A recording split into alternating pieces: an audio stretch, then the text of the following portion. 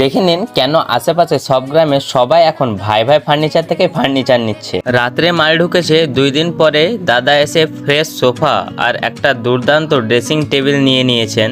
দাদা এসেছিলেন আমাদের রামপুরহাট নিশ্চিন্তপুর থেকে। দাদার মাল টোটোতে তুলে দিয়ে সোফা নিয়ে বের হতে না হতে দাদার সোফাটা পছন্দ হয়। দাদা সেম সোফা অর্ডার দেয় আর পরের দিনই আমরা সেই সোফা আরো একবার এনে দিই এই দাদার জন্য।